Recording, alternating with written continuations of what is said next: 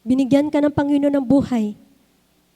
Binigyan ka ng lakas, ng abilidad, kakayahan, talento para sa Panginoon at hindi para sa sarili natin.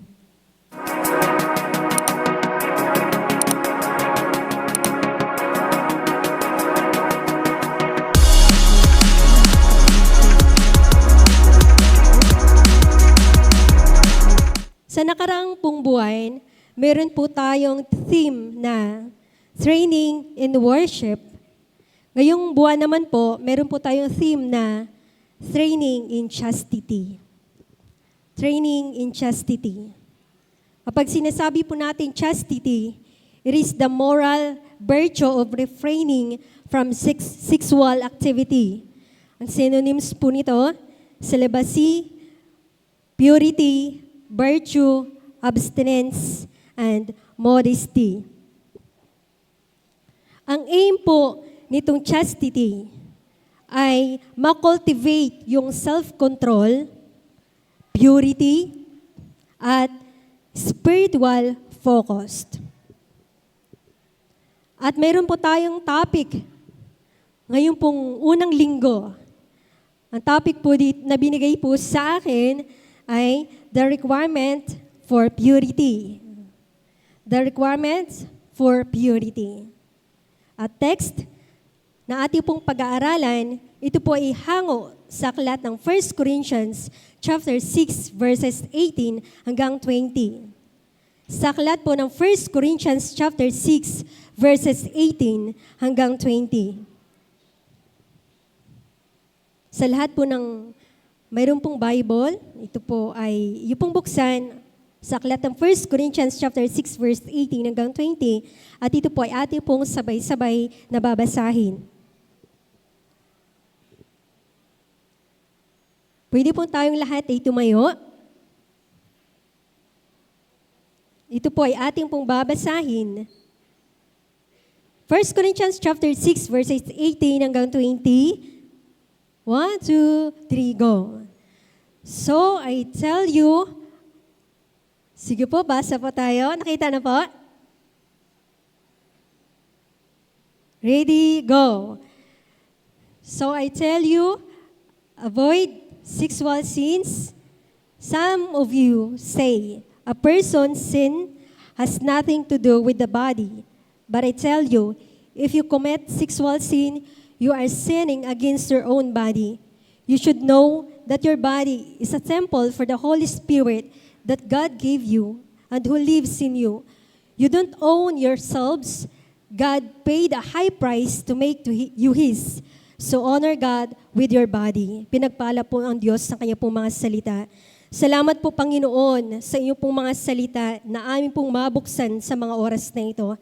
Salamat sa iyong pong revelasyon. Salamat sa tulong ng iyong pong banal na Espiritu na kaloob sa aming karunungan at kaalaman na aming pong maintindihan ang mga salitang ito. Salamat sa iyong pong patnubay. Banal na Espiritu, ikaw pong aming pong dakilang tagapagturo sa mga pagkakataong ito. Ito'y tatanggapin namin ang mga salitang ito, ang bawat butil na mayroon pong kagalakan sa puso, mayroon pong kababaang loob, mayroon pong pananabik, Panginoon. Tatanggapin ang bawat mga turo mo, dulot sa aming inspirasyon, pagtutuwid, kalakasan, Panginoon, pagpapala sa aming pong spiritual na buhay. Lord God, hayaan niyo po, Panginoon, sa bawat salita na aming pong mapapakinggan, ito'y kapahayagan mo sa aming pong lahat. Ayon sa iyo pong kalooban, ikay magsalita sa aming pong mga buhay. Sa iyo po ang lahat ng papuri. In Jesus' mighty name, Amen. Pwede na pong makaupo ang bawat isa. Kung pag-uusapan po ay requirement for purity, tila ito po iba-iba, depende sa context, generally demanding the absence of contaminants or something impure.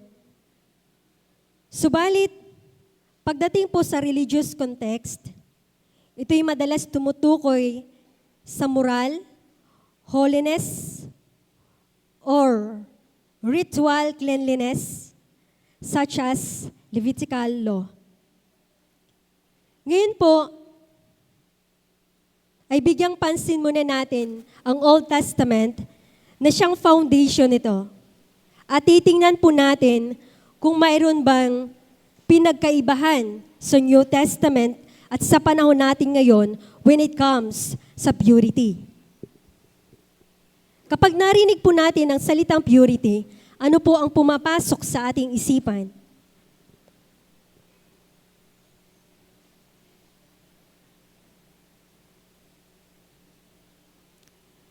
Sa Levitical law of ritual cleanliness, mababasa po natin sa aklat ng Levitico, chapter 11, verse 15, establish regulations, distinguish or clean from unclean, to maintain holiness for approaching God's presence. Sa Old Testament, pagdating sa requirements sa purity, ay detailed at nakalink sa covenant relationship between God and Israel. At ang law na ibinigay kay Moses includes numerous regulation concerning ceremonial purity na mababasa natin sa aklat ng Levitico at Numbers. Para sa kanila, ito ay isang seremonyal na gawain. Malawak ang saklaw, including dietary restrictions, cleanliness after childbirth, and the handling of bodily discharge like Jewish law.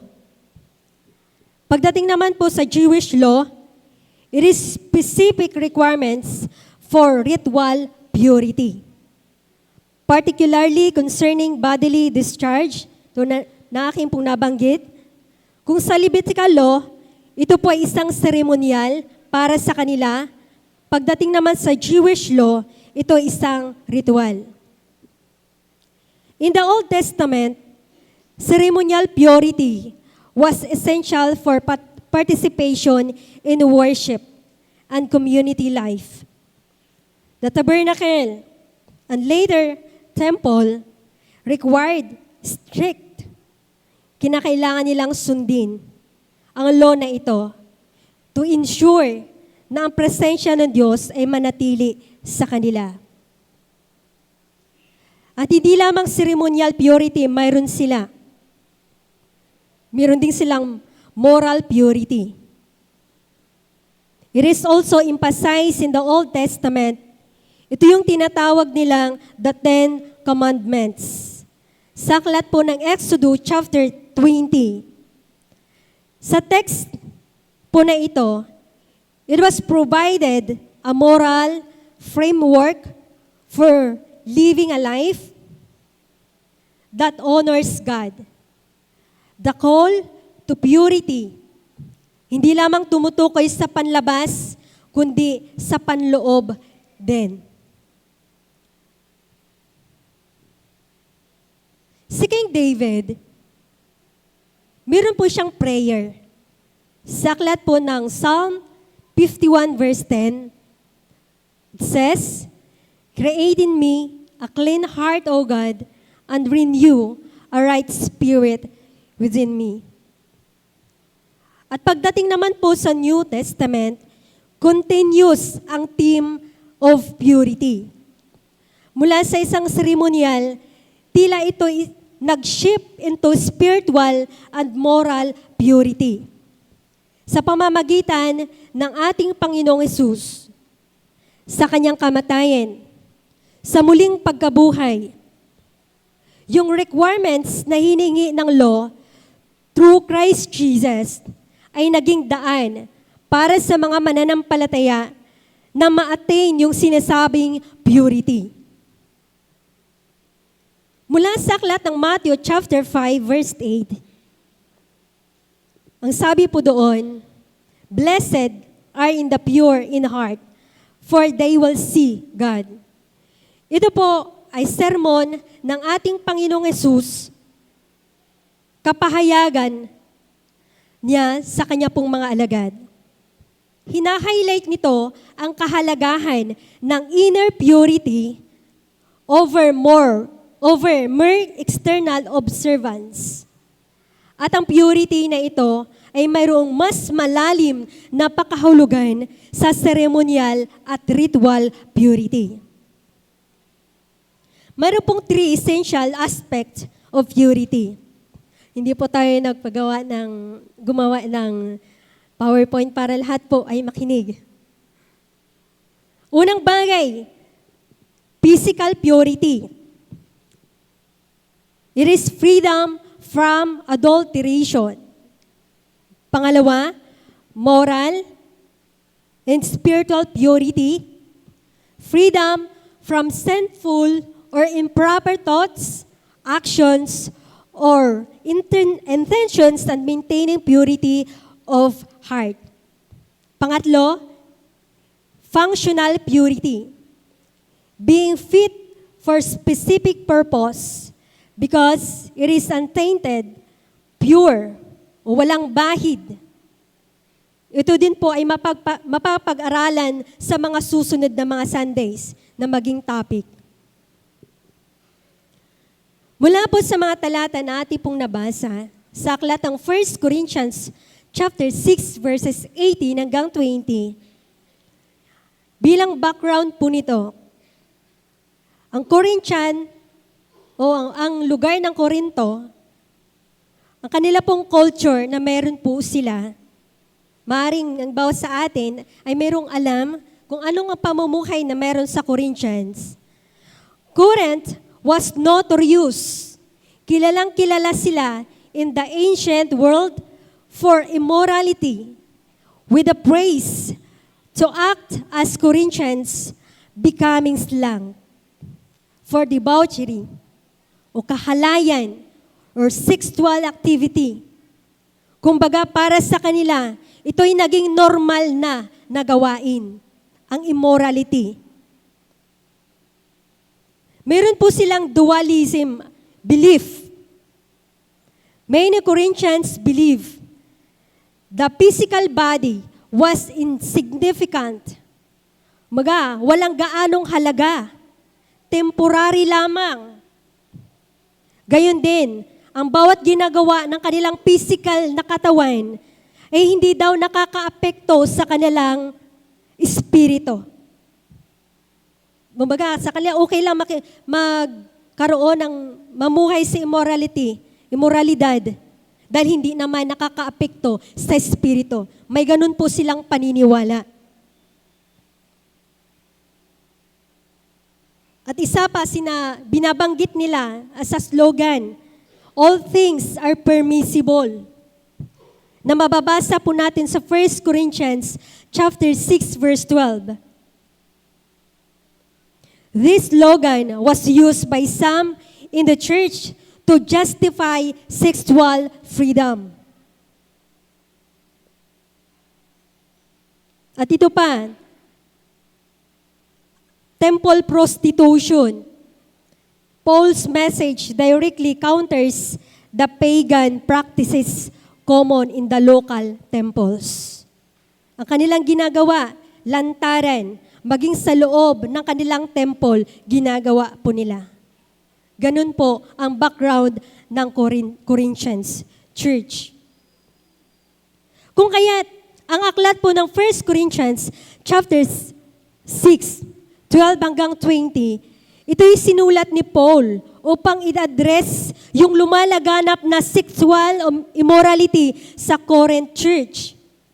Kung saan maturuan at muling ma-convert muli ang mga mananampalataya na natangay na mga katuruan ng mga pagano. Ibig sabihin, may mga mananampalataya ang Corinthians na natangay ng ganitong katuruan ng mga pagano. Kaya ito'y sinulat ni Paul sa mga mananampalataya ng Corinto. At isa sa mga ini-emphasize ni Paul ay ang katawan ay walang kaugnayan. At hindi kasangkapan para sa pleasure o sa kahalayan. And also, Apostle Paul, Siya po ay nakipag-argue against this. Everything is permissible.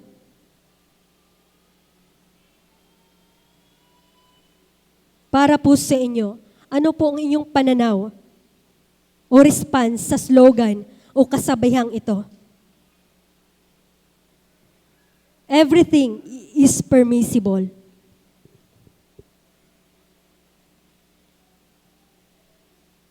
Kumbaga, para sa kanila, malaya akong gawin lahat ng gusto ko.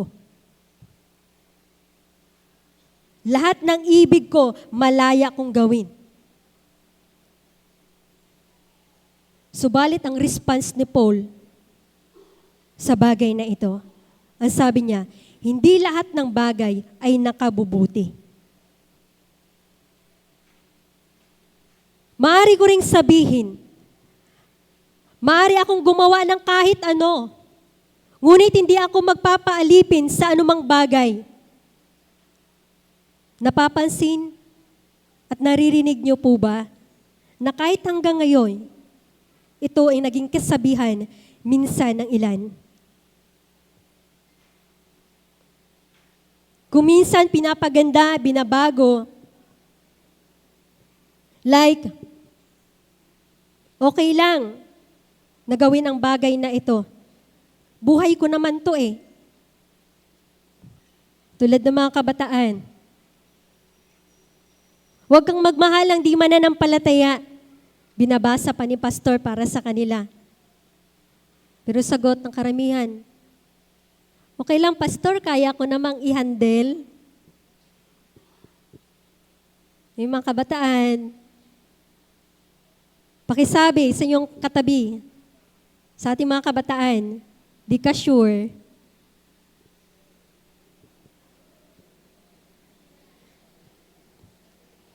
May mga pagkakataon na sinasabi natin, walang karapatan ang sinuman sa atin. May mga prinsipyo sa buhay. Ano ang pakialam mo ay buhay ko to?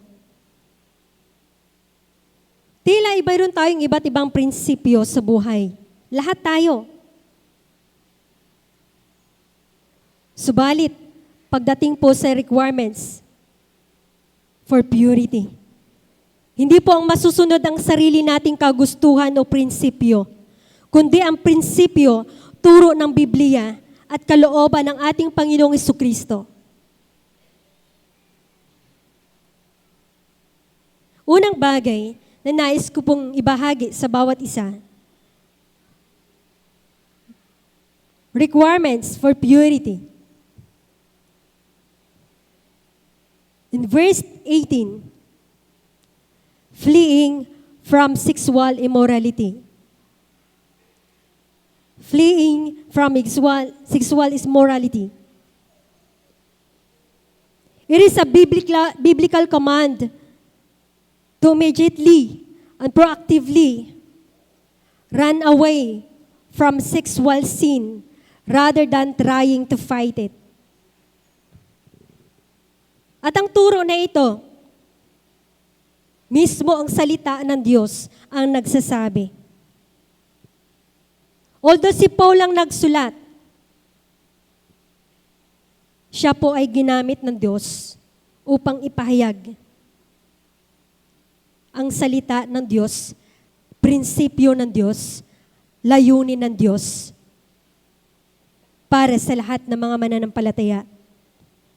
Ang salitang ito, hindi lamang para sa Corinthians, kundi sa lahat ng mga mananampalataya ng ating Panginoong Hesus. Walang exempted. Lalaki, babae. Anumang standard status ng buhay po natin.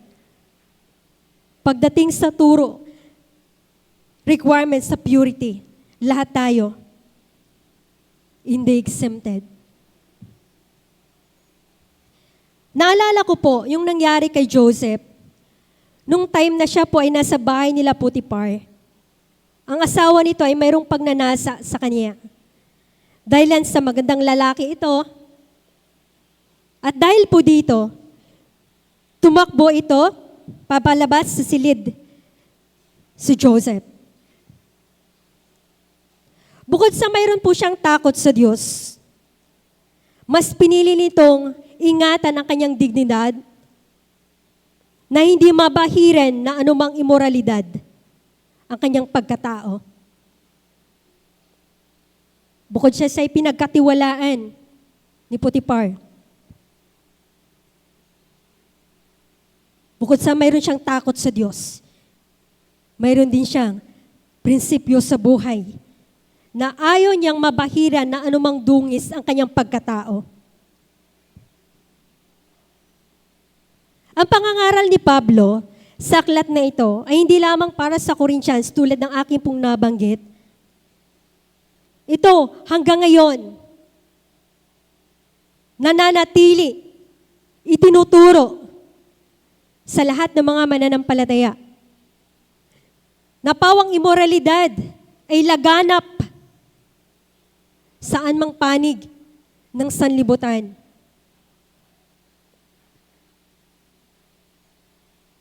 Ang sexual sin ay pawang walang pinipiling edad, panahon, lugar, at tao.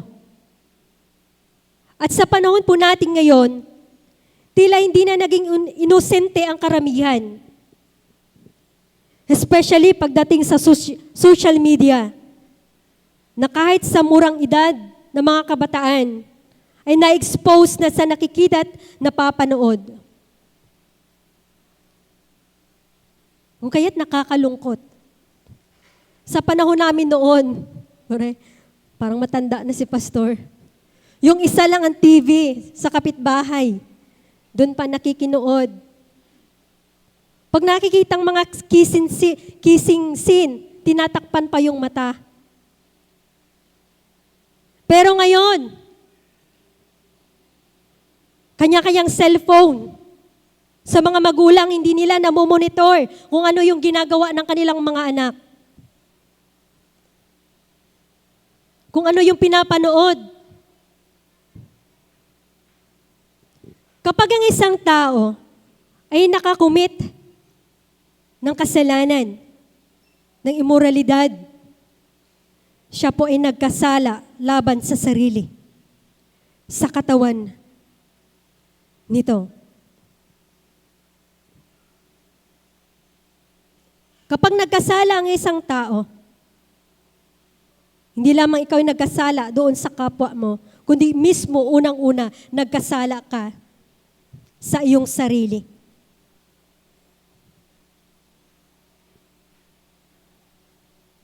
Nagkasala tayo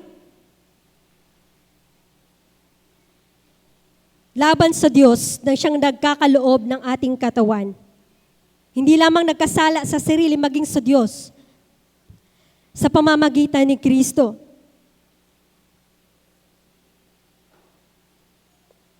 Ano ba yung possible consequences kapag nakakumit ng sin ang isang tao ng imoralidad?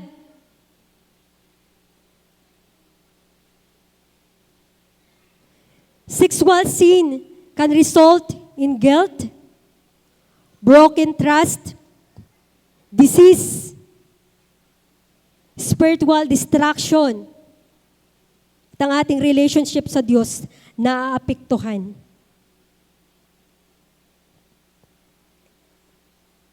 At ito pa, ang sabi sa banal na kasulatan, ang gumagawa nito'y walang bahagi sa kaharian ng Diyos.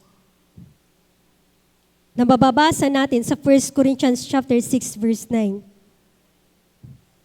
Ang gumagawa ng imoralidad ay walang bahagi sa kaharian ng Diyos. Paano tayo makakaiwas sa sexual sin o immoralidad? Ilan sa mga practical steps. Una, avoid temptation. Stay away from situations, media, like pornography and environments that encourage lustful thoughts. Iwasan natin ang ganitong mga bagay. Limitahan natin yung time na paggamit natin ng social media. The more na marami kang sinuscroll at oras na tinutuon dyan, possible, marami ka ding makikita. Maging wise tayo. Iwasan din natin yung mga tao na kung saan ang laging usapan ay ganito. Maring sa una, okay lang. Pero kapag lagi mong kasama ang ganitong mga tao, may mga pagkakataon maging ang kaisipan nila, maging katulad nila. Pangalawa, guard our heart and mind. Be diligent in controlling kung ano pong ating nakikita at iniisip. At mahalaga ang sinasabi nating self-control, self-discipline, control physical desire, discipline our body, at maging kasangkapan para sa kabutihan. Higit sa pagkontrol natin sa ating physical appetites. Kung nagagawa nating kontrolin ang ating physical na kondisyon, na hindi tayo kumain, magagawa din nating kontrolin ang ating ang heart natin, ang ating isipan. Sa tulong ng banal na Espiritu ng Diyos.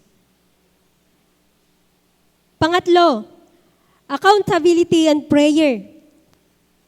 Maglaan ng oras sa pananalangin. Imbes, isang oras ka mag-cellphone, why not? Bawasan natin ang time. Ilaan mo ang ibang oras sa pananalangin. Magbasa ng salita ng Diyos. At maghanap ng taong mapagkakatiwalaan at mag-seek ng advice.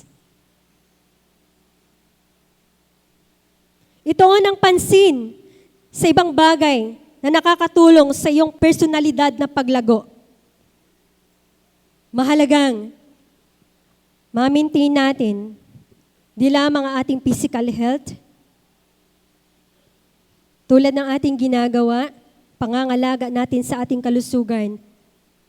Ginagawa natin, natutulog tayo, kumakain ng mabuti, may exercise, pinapangalagaan natin, inaayos ang ating outside appearance,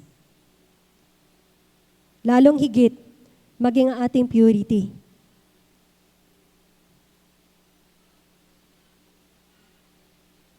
Ito hindi lamang po tumutukoy sa outside marriage. Sa mga walang asawa. Maging sa mga may mga asawa po. Ang temptation, walang pinipili. Panatilihin po ninyo ang inyong mga sarili, ang ating mga sarili, na maging pure ang kalooban. Maging tapat sa mga may asawa. Maging tapat sa inyong mga asawa. Sa inyong asawa pala. Pag mga kasi, medyo sobra sa isa. Kung dumating man po sa point ng buhay natin na nagkamali tayo sa desisyon sa buhay from the past, alam ng Diyos ang tunay nating pagkatao. Ang kapatawaran niya ay matatamo ng sinumang totoong nagsisisi na may pagpapakumbaba. At pagdating, ang dating pagkakamali, huwag nang balikan pa.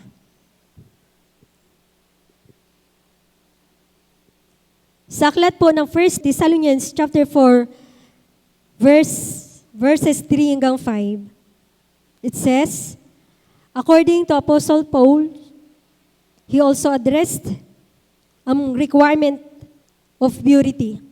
Sa aklat na ito, ayon po dito, sa verse 3, "For this is the will of God, your sanctification, that you may abstain from sexual immorality, that each one of you know how to control his own body in holiness and honor,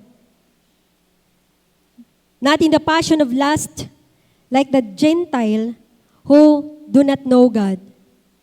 The Bible urges fleeing sexual immorality and maintaining purity, honoring God by aligning our sexuality ayon po sa tunay na disenyo nito sa tao. Pangalawang bagay, requirements for purity. Ang una, fleeing from sexual immorality. Pangalawa, hayaan natin na ating katawan ay maging templo ng banal na Espiritu ng Diyos. Ang katawang ito, maging templo ng banal na Espiritu ng Diyos. In verse 19, "You should know that your body is a temple for the Holy Spirit." Pakisabi po sa ating mga katabi, kapatid, ang katawan mo ay templo ng banal na Espiritu ng Diyos. Ang banal na Espiritu ng ating Panginoon ay nakatira sa ating katawan, sa ating mga puso, at hindi mismo dito sa templo. Tayo yung tunay na templo ng Diyos. At dito siya nakatira sa pamamagitan ng kanyang banal na Espiritu. The meaning of temple implies that the body is sacred, consecrated place where the Holy Spirit dwells and is worshipped. Tayo ay nilinis na ng ating Panginoon. At dahil dyan, naririto sa atin ang kanyang banal na Espiritu. Ano po ba ang purpose kung bakit tayo mayroong katawan? Ano ang purpose ng katawang ito? Bakit po naimbento ang ballpen? Ano po ang purpose ng gumawa nito? Ito ay hindi lamang ginawa para mayroon mapagkakakitaan o maging business, kundi mayroon po magagamit. Ang sinumang gumawa ng ballpen ay siyang may karapatang gumamit. Hindi ito ginawa na walang purpose. Gayon din po sa ating katawan. Bakit tayo mayroong katawan? Ano ang purpose ng gumawa nito? Ang purpose po ng ating katawan, ito ay maging tahanan ng banal na Espiritu ng ating Panginoon. Ito ay maging templo ni Kristo. Every believers are the spiritual temple where God lives. Kaya mayroon tayong kanta. Hindi ko po alam kung paano po natin ito kinakanta. Loobin mo ang buhay ko'y maging banal mong tahanan. Sinasabi natin yun sa Panginoon. Hindi lang awit, panalangin. Inaalaw natin, sinasabi natin sa Diyos na ang ating buhay ay maging templo niya, na manahan siya sa puso natin. Ang tanong, sino po ang nakatira sa puso natin? Sino ang nananahan sa ating buong pagkatao?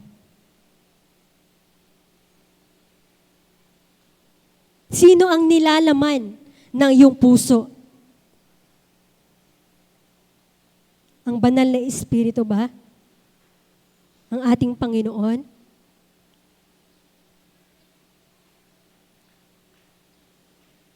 Ang ating katawan ay hindi para sa kasalanan. Hindi para sa sexual sin o immoralidad. Hindi para sa pakikiapid. Hindi para sa selfish desire. Our body is not our own. Ang katawang ito, hindi natin pagmamayari. It is belong to God.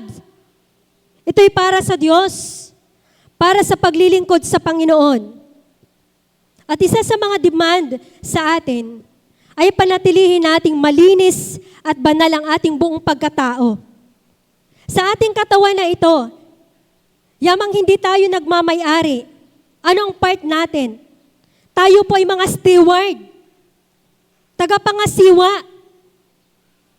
Tayo lamang mga katiwala sa mga mag-asawa po. Ang inyo pong asawa na hindi po ninyo pagmamayari. Yan po ay pagmamayari ng Diyos. Sa mga magulang, ang inyo pong mga anak, ay hindi po ninyo pagmamayari. Pagmamayari yan ng Diyos. Ang ating buong pagkatao na meron tayo, pagmamayari ng Diyos at hindi natin pagmamayari. Tayo pinagkatiwalaan lamang. That's why we should practice physical stewardship. Iba't ibang paraan ang ating ginagawa upang mapangalagaan ito. Ito'y bahagi o gawain ng isang katiwala. At bilang mga katiwala, papaano po natin mapapanatiling malinis ang ating katawan? Papaano po natin mapapanatiling malinis ang ating buong pagkatao? Ang ating pamumuhay, ang paglilinis sa ating katawan, hindi lamang nakukuha sa paligo. Ang ating puso hindi nalilinis na anumang sabon. Kinakailangan maging malinis na ating buong pagkatao. Hindi lamang ito nakafocus sa physical na kondisyon, maging sa kalooban natin. Dahil ang banal na Espiritu ng Diyos ay banal. Karapat-dapat din siyang manatili sa pusong malinis at banal. So papaano natin mapapanatiling malinis ang ating buong pagkatao? Ito'y walang iba sa pamamagitan ng salita ng Diyos. Ang salita ng Diyos ay may kakayang maglinis sa ating buong pagkatao. Kapag hindi tayo nag-aral ng salita ng Diyos, walang salita ng Diyos sa puso natin, maaaring panaan yan ng karumihan. Magiging marumi ang ating kalooban, ating isipan kung walang salita ng Diyos.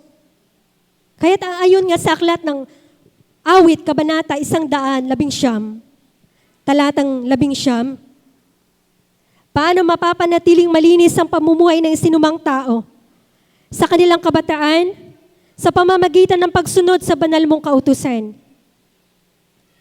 Tayo'y patuloy nililinis ng salita ng Diyos. Kung paano araw-araw tayo naglilinis ng ating katawan, araw-araw kinakailangan din nating linisin ang ating puso, ating buong pagkatao, ang ating kalooban sa pamamagitan ng kanyang mga salita. At ang Espiritu ng Diyos mananatili sa ating kalooban. Pangatlong bagay na hinihinging requirement for purity. Honoring God with our body. Honoring God with our body in verse 20. God paid a high price to make you His. So honor God with your body. Parangalan natin ng Diyos sa pamamagitan ng ating katawan. Sa pamamagitan ng ating buhay. Tayo'y binili sa isang napakalaking halaga. Both with a high price. We are redeemed by the precious blood and Christ's sacrifices on the cross. Hindi pera ang pinambili sa atin. Hindi ginto ng sanlibutan. Kundi sa pamamagitan ng mismo dugo niya ang pinangbayad sa atin. Mismo katawan niya ang pinangbayad sa katawan na meron tayo. Hindi natin afford na bilhin sa kamay ng Diyos ang ating buong pagkatao. Walang taong sapat na kakayahan gawin iyon. na kahit ang pinakamayamang tao sa sanlibutan ito, hindi magagawang bayaran ng sarili.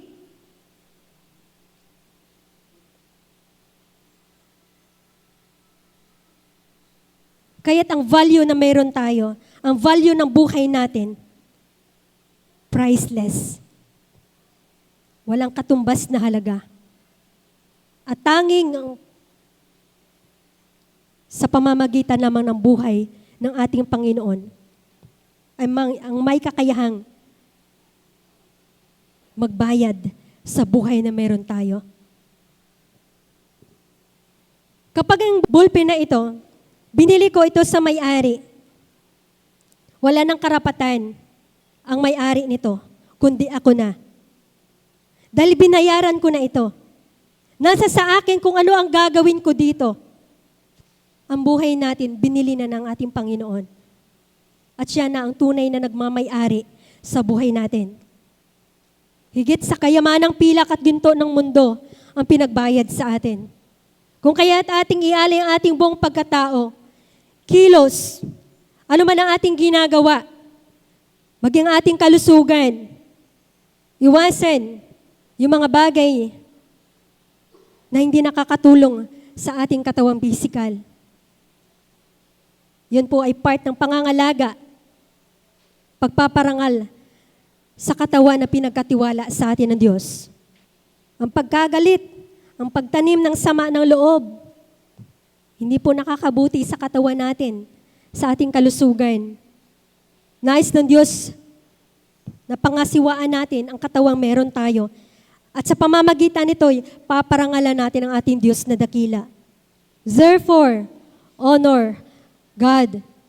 Dahil sa tayo binili na, every believers belongs to God, not to themselves.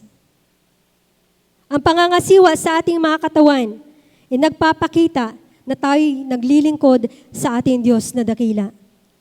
Use our physical strength to serve others bilang pagpapakita din natin ang ating paglilingkod sa Diyos. Ang pag-serve natin sa Panginoon ay hindi lamang naikot dito sa loob ng iglesia, maging sa ating ginagawa sa ating mga kapatiran. Ito'y pagpaparangal natin sa Diyos na dakila.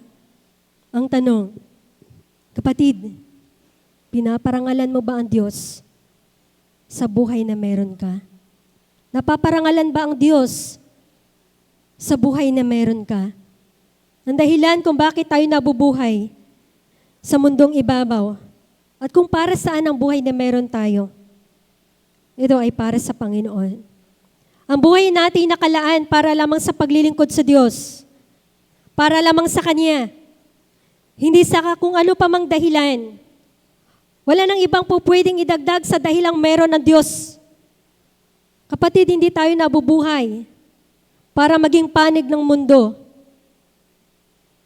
kundi ang paglingkuran at parangalan ng Diyos na lumikha sa iyo at sa akin.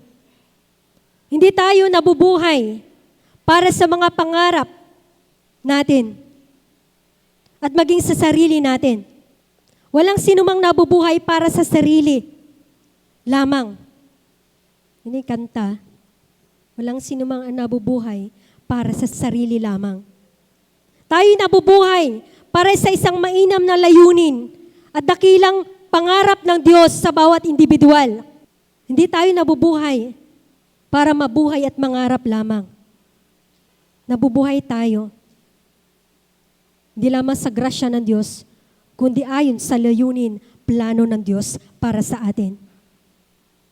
Tayo'y binigyan ng buhay upang paglingkuran siya. Tayo'y nabubuhay at nagigising sa bawat umaga upang purihin siya at parangalan. Yun po ang pinakapangunahing dahilan. Parangalan natin ang Diyos sa pamamagitan ng buhay na mayroon tayo. Sa pamamagitan ng ating pagsunod sa Kanya. Sa pamamagitan ng pagsunod sa Kanyang mga salita. Sa pamamagitan ng pananatili ng maging malinis ang ating kalooban. At ibigay sa Kanya ang buo nating pagkatao. Na mabigyan siya ng parangal sa buhay natin. Ang nais ng Diyos sa atin, buo nating pagkatao, hindi 50% ng ating pagkatao ibigay sa Kanya. Buo nating pagkatao ay pagmamayari ng Diyos. At wala tayong karapatan iangkinin ibang parte, bahagi ng katawan na meron tayo. May mga pagkakataon po na tayo mismo nagdidesisyon para sa Panginoon. Ito lang para sa iyo, Lord. Ito lang part na ito, yung maialay ko sa inyong paglilingkod. Pero ang nais ng Diyos, buo. Buong pagkatao natin, maialay natin sa Kanya. Lahat ng bagay na mayroon tayo, ialay natin sa Kanya. Gamitin sa paglilingkod sa Kanya. Anong kakayahan na mayroon ka? Ang pinagkatiwala sa iyo ng Diyos. Binigyan ka ng bagay na iyan sa paraan para makapag-serve ka sa Panginoon. Binigyan ka ng Panginoon ng buhay. Binigyan ka ng lakas, ng abilidad, kakayahan, talento para sa Panginoon at hindi para sa sarili natin.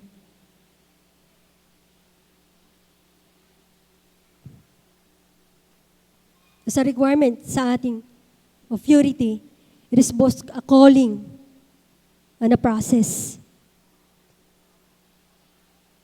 Patuloy po ang transformation na nangyari sa buhay natin sa pamamagitan ng pagbabago ng ating kaisipan. Pinaprocess tayo ng Diyos.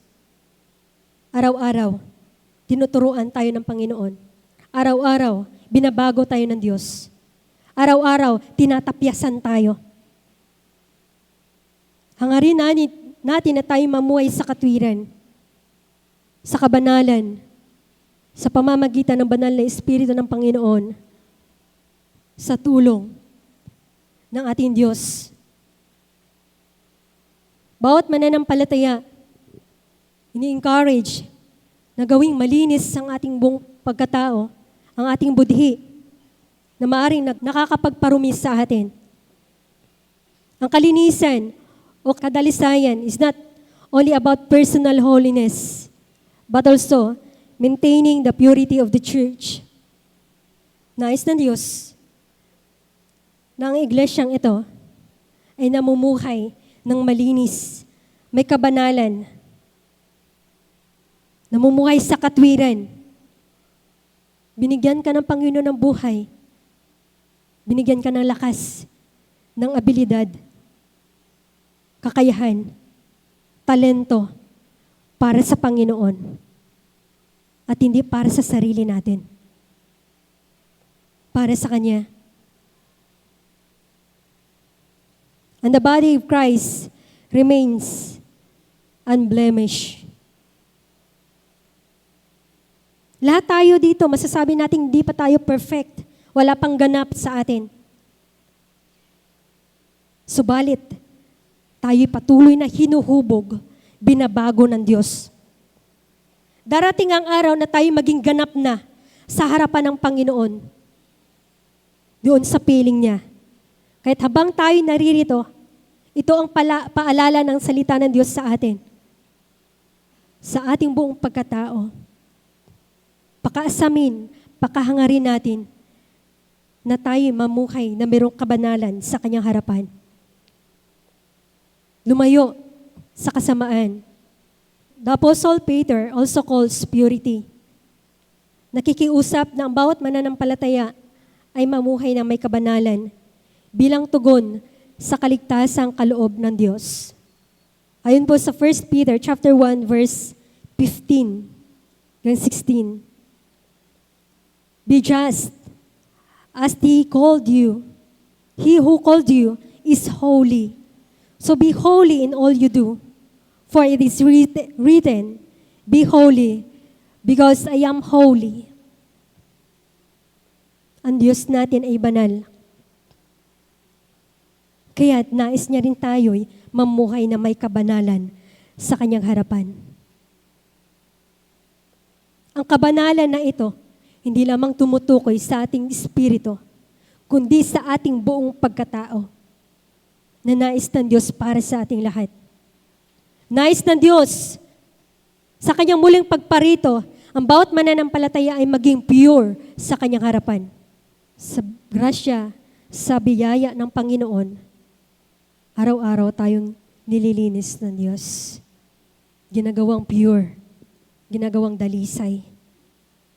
Tanging gawin lamang po natin, hayaan din natin na ang Diyos ay kumilos sa buhay natin. Hayaan natin na tayo baguhin ng Diyos. I-allow natin na ang Diyos ang maghari sa puso natin. Hayaan natin na tayo kasangkapanin ng ating Panginoon.